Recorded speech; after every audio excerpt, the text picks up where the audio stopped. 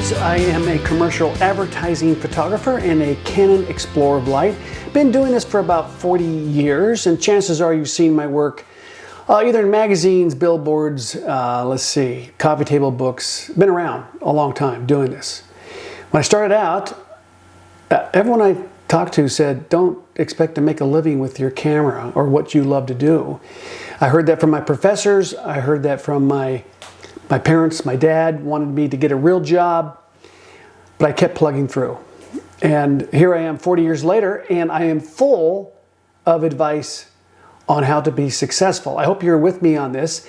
I think that most people think if you just become really good at something, if you're a great guitar player, you're gonna be a rock and roll star someday. Or if you're a really good photographer, you know how to take great pictures, success will follow. It's not always the case. In fact, I know some really good photographers that are always starving, can't pay their bills. So I have a lot to pass on with you. And one of the things that I believe is that what I'm going to tell you in the next 10 minutes or maybe 15 minutes is universal. It can apply to just about anything. And so if you maybe are not a photographer and somehow you stumble across this YouTube video, stick with me. I think this is something that might benefit you. All right, so you have a dream. I hope you have a dream. I hope you have something out there that you say, I really like doing this. And I want to be a whatever it is. I want to chase that dream. You could be have a dream, an Olympic athlete, a musician, a script writer, a movie actor, a photographer, a novelist, a fashion model, film director, a pro surfer, or maybe I missed something on that list, but you have something that you love. I am a photographer, and so I have been through it all, chasing my dream as a photographer. But as I said, what I'm going to tell you will apply to just about anything. All right, so maybe you went to college and you've paid your dues. Maybe you've been assisting another photographer or whatever it is that you're doing. You've been working, and now you say, okay, I'm ready to go apply all this skill that I know have done and go out on my own or whatever it is, chase my dream. Well, if you have a college degree, I ended up with a college degree in fine arts with photography. But I can tell you today, you don't need to have a degree for most things, unless you're an engineer, a doctor, or something. But with the education that we have online and the resources we have today, it's absolutely incredible time in history. But either way, you got to pay your dues at least at a point where you've got a skill set and you want to go out and chase that dream. So you're all excited. You're ready to go. And I hope you, if you're just starting out, I hope you are excited. Or if maybe you tried to chase your dream and you fell flat. I hope that either case, this is going to be something that will help you, because it's never too late to go out there and chase your dream. So you go along and you wake up one day and reality sets in. What is the reality when you hit the real world? What is the one thing? You make this earth-shattering discovery and you look around you, and what do you see? A sea of people. And there's a whole lot of people chasing the exact same dream you are. That's the reality. And you think to yourself, how can I survive? I thought that in the early days as I started out in the mid-'80s, early to mid-'80s. Weren't as many photographers starting out in that time period. But today we have more opportunities for photographers than we did back then. But there was still a lot of photographers. In fact, so many that I thought, there's no way I can do this. There's no way I can compete. In fact, I thought, maybe I'm not bright enough. I'm not talented enough. Do you ever think that? Well, I did. So that's your first of many roadblocks. I'm going to talk about roadblocks. Every time I turn a corner, there's a roadblock, and I have to get past it. I have 4 boys. They are now adults. They are out there chasing their dream. And when I talk to them, I give them the exact same lesson or insight or encouragement that I'm going to give you right now. Same thing. Over and over, I give it to them. My son calls me, hey, I got this thing and I'm stuck. I can't do it.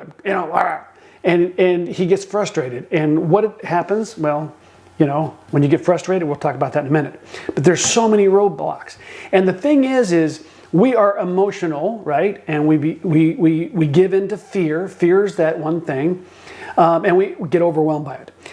Well, you're not alone. I say, welcome to the human experience. The other day, I was talking to my son, and I said, son, he was, upset, coming undone about something. I said, son, I've gone through the exact same motions that you're going through right now. I've been through that. And so, with age comes wisdom, and I can hopefully encourage my sons to keep going, moving forward. And I want to encourage you too. But you're human.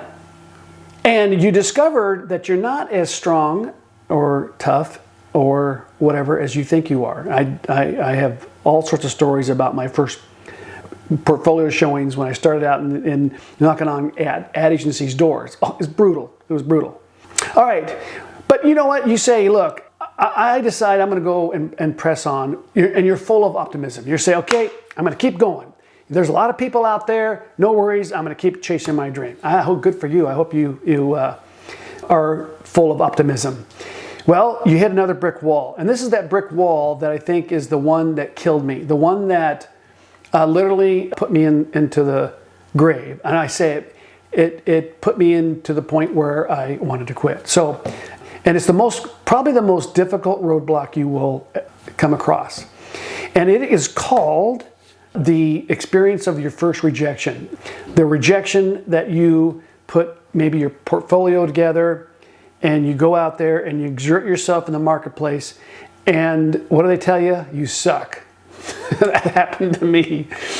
And I worked really hard on my portfolio, and it caused me to want to quit. And I had a friend that rescued me. He said, don't let one person steal your dream. And I was ready to go. I was ready to quit. I had moved from Tucson to Denver, and I was ready to go back to Tucson with my tail between my legs.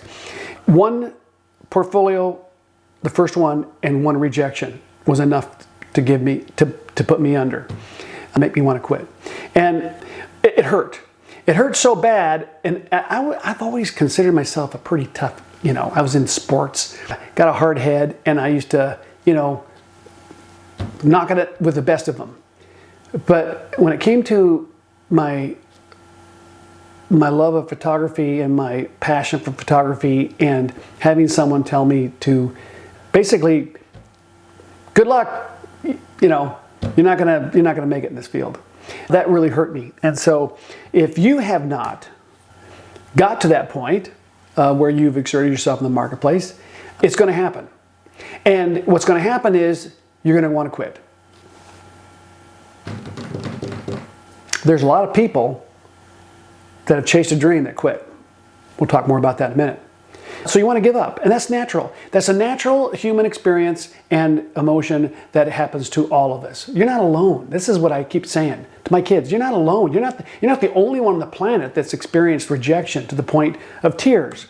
And that's what I say. If you have not been brought to the point of tears and wanted to quit, you have not put yourself out in the real world.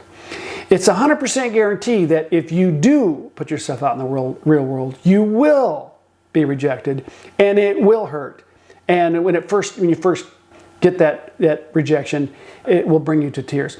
And if it hasn't brought you to tears, then you didn't get enough of a rejection. That'll come maybe 3 portfolio showings down the road. At some point, you say, I'm done. I can't do this. All right, so this is what I want to talk about. And this is what I keep telling my boys. I love my kids. I want them to succeed. And when I talk to people, before COVID, I was doing 45 speaking events a year across America and around the world, talking to photographers that want to go out and chase their dream. And one of the things I keep saying is, just when you get over one roadblock or one barrier and you get going, there's another one. And then there's another one. You get past that one, another one. You get past that one, another one. And what happens is you get worn down. You think, really? I thought I was on the path to success, and then boom, something happens. The road to success is lined with obstacles. But there's good news, and this is what I want to keep telling. I tell my kids, I keep telling everyone, there's good news with that. And it doesn't sound like good news at first, but it's good news if you think about it this way. With each obstacle, a certain percentage of people will drop out. That's the world we live in. And I say that's good news in that as you're moving forward, one by one they drop. With every obstacle you clear, you leave a certain group of obstacles behind. It's the process of elimination. It happens in everything. If you're a football player or whatever it is that you're chasing your dream doing, that every step of the way you're going to leave some people behind. You start out with a sea of people, and little by little it whittles down. I always say that if you want to be a car shooter in LA, the big car ads, there's 5 photographers that are wrapped up it all. There's a whole bunch of photographers that are trying to do what those 5 photographers are doing. The 5 photographers kept going, kept going, kept going, kept going, kept going. Obstacle, roadblock after roadblock, they kept getting over that. And eventually they're at the top. It's not how smart you are. It's not how talented you are. You don't have to be a creative genius to get to the top. It's the process of elimination. The longer you are in the game, the greater your odds are that you're going to end up with fewer people toward the top. Now, there's this thing I call the 10% factor. My professor in photography, Lou Bernal, 19 years old, I don't know if he called it the 10% factor, but this is what he said. He said, class, there's 100,000 photographers graduating every year with a degree in photography. Only 10% will end up working in their field. So that's 10,000 out of the 100,000. Then he said, only 10% of those will work on a level of, let's say, success in terms of like being in a ad campaign, or working on a level where you make good coin. And then he said, and only 10% of those work on a national level, and only 10% of those work internationally. You get my point. With every level of success, a small percent of people move on. And this happens if you played football in high school. There's lots of high schools. And then there's fewer colleges. So 10% of all the football players that play in high school, only 10% move on and play in college. And then when you're in college, only 10% go to the pros. It's the way it works. And eventually you get to a point where you're at the very top of something, whether you're the Super Bowl MVP player or whatever it is, crowned heavyweight boxer of the world, whatever it is, there's a point when you get to the top if you keep on moving forward. The harder it is to reach any given goal, the fewer number of people will reach it. Why do I say this is a good thing? Because if you have the fortitude, the persistence, and the ability to set goals and work hard, you will get to the top. It's a matter of time, you will get to the top. Because few make it. That's why. And it's to your advantage that the road to success is difficult. It's to your advantage if you understand the secrets. If you understand that if you keep going, you will succeed. Recently, I just saw a YouTuber, a channel that I watch. It's Rick Beato. He does music and he analyzes songs and whatever. And he said, hey, I finally just hit my 1,000th YouTube video that he'd produced for his channel, 1,000. And he'd been doing it, I think, maybe 5 years. And he's now got millions of hits on his YouTube channel. And he just interviewed Sting, a number of other top musicians. He stuck with his channel and he got through 1,000 recordings for YouTube to where he's now a success. People go, oh, he's brilliant. Well, he is pretty brilliant. But it wasn't because he's brilliant that he has 1 million followers. It's because he stuck with it for 5 years plus and put out 1,000 YouTube videos. So I tell my son, my son does video more on the movie directing side, but we're talking about YouTube channels. And I said, how many people are told, oh, you want to be a success on YouTube? You got to do 1,000 videos over a 5-year period. That'll stop most people. But it's those that persevere and keep going. Few hit there because few are willing to pay the price. 95% of everyone chasing the same dream you are will eventually quit. 95% will quit. That's the good news if you want to be a success. I don't like it that 95% people end up failing, but it's because that's the way it works. If you stick with it, you will succeed. And I have so many friends and colleagues that I have known for the last 35 plus years in this industry that eventually gave up and they couldn't somehow get past barriers and they quit. They were talented and brilliant and all the things that I was not, and here I am still standing. I want to give you 5 words of wisdom. I'm 64 years old. I've been around, and I think I have some good insights I want to pass on to you. Number 1, choose a goal that is something you love doing more than anything on the planet. If you choose something, I kind of like to be an actor. No, kind of like to be one is not good enough. You say, I am willing to pay the price at all costs to be an actor. There you go. That's a good start. I want to be a musician. I want to play in a rock and roll band. I want to sing and perform in front of people. Okay, you love doing that? Go for it. Pick something you love to do more than anything on the planet. Start out with that. All right, number 2. Commit to at least a 10-year run. 2 years is not going to do it. 10-year run will do it. 10 years, you can do just about anything you want. In 10-year time period, you can build an empire. As Adam said, you can master anything in 10 years. Now, there's a lot of things you got to learn over the 10 years. Learn how to market, learn how to deal with clients, putting in bids, all that stuff. I teach all that stuff, folks. I've been teaching this for 10 years. I've been teaching photographers how to be successful for 10 years. And here I am today at Canon Explorer of Light, on the circuit, speaking all over Photoshop world and the big expos for photography. It took about a 10-year run to get there.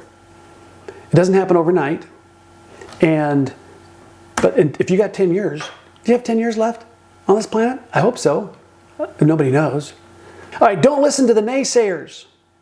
The naysayers. They're everywhere. Just post something on social media. Someone says, you're amazing, you're great, you're the best. And then someone says, you suck, you're the worst ever, right? There's always a naysayer. There's always a critic. There's always someone that's harsh critic. And usually those harsh critics are losers. They've never succeeded, and so they want to tear you down. And I have this friend of mine said to me when I first had my first rejection as I showed my portfolio, he said, don't let one person steal your dream. And it's sad that there are many people that had dreams that were shattered by one person, one critic. Now, someone may criticize you and they love you. Like my dad. My dad said, son, don't. You can't make a living in photography. He loved me. He wanted to protect me. He wanted me to get a real job. He thought that was the way to go. Well, he didn't know how much of a passion I had for my craft, for photography. I kept with it. Don't let one person steal your dream, and don't listen to the naysayers. They're around every corner. All right, 4, rejection is a daily experience. Don't take it personally. It's a daily experience. With time, rejection doesn't hurt like it did at the beginning. I get rejected all the time. It's part of life. I move on. All right, it's a numbers game. I'll keep going. Don't take it personally. And it's hard not to, because you pour everything into your craft and then someone says, you can't be serious. You want to do that. You're terrible. Whatever. Get a real job. You ever heard that? Okay, 5, repeat the process more than anyone else on the planet. Repeat, repeat, repeat. You know what I did today? Today, I found an old, this guy had property that's got all these antiques and stuff, and I went over, asked him permission to go and set up a still life set, and I did a whole bunch of still life, crazy, beautiful, old antique things and whatever. Every day I'm trying to do something that promotes my craft. And I'm tenacious at it, and I know that I have to work harder than anyone else to survive. And so I outwork everyone else. And I repeat the process, I repeat the process, and I repeat the process. You may know my work from some of my sports stuff. I was doing sports athletes and got to where I was shooting $100 million athletes for ad campaigns. How did I start out? I grabbed just anyone I could. the person next door, the kid that played high school football. Then I worked my way to college athletes, and eventually I was shooting the pros, and then I was shooting Olympic athletes and the top $100 million athletes. I started out with the kid next door, and I repeated the process more than anyone else on the planet. Thousands of portraits before I got to where I was shooting and making very good money as an ad shooter. So repeat the process, repeat the process, repeat the process. You get really good at it. Anybody who repeats the process long enough can get good at it. If you want to learn how to juggle, do you think you're going to learn how to juggle overnight? No, it takes 10 years to juggle and have your own show in Vegas. It takes a long time. But as you practice more than anyone else on the planet, you become the best in the world. And that's my encouragement to you. So with that, I hope you are encouraged and you want to move forward in chasing your dreams. Set that goal, set that prize at the end. And the barriers will come, but you just keep hopping them, just keep hopping them. And every time your barrier comes, you go, you know what? This is good news because a lot of people are going to fall by the wayside. If I can just get over this barrier, I continue on to the top of that pyramid. And it's kind of fun. It's actually a little bit of a game for me. I like to play that game. I'm very competitive. And so when I get to the top, it's a great feeling. So stick with it. Don't let one person steal your dream.